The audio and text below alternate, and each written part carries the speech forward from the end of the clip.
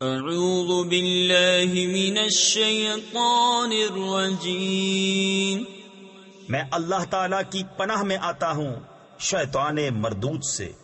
بسم اللہ الرحمن الرحیم، اللہ کے نام سے شروع جو نہایت مہربان رحم والا۔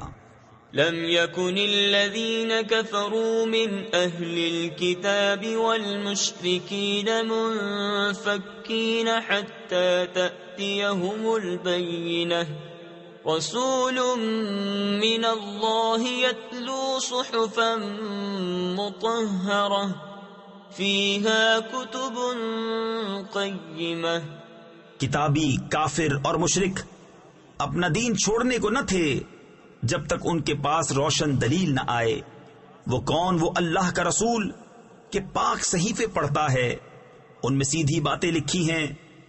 وما تفرق الذين اوتوا الكتاب الا من بعد ما جاءتهم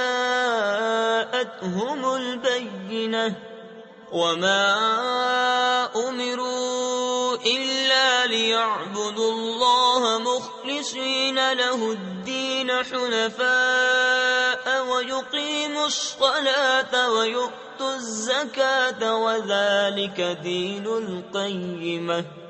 اور پھوٹ نہ پڑی کتاب والوں میں مگر بعد اس کے کہ وہ روشن دلیل ان کے پاس تشریف لائے، اور ان لوگوں کو تو یہی حکم ہوا کہ اللہ کی بندگی کریں، نرے اسی پر عقیدہ لاتے ایک طرف کے ہو کر، اور نماز قائم کریں اور زکوٰۃ دیں، اور یہ سیدھا دین ہے۔ ان الذين كفروا من اهل الكتاب والمشركين في نار جهنم خالدين فيها اولئك هم شر البرية۔ ان الذين آمنوا وعملوا الصالحات اولئك هم خير البرية۔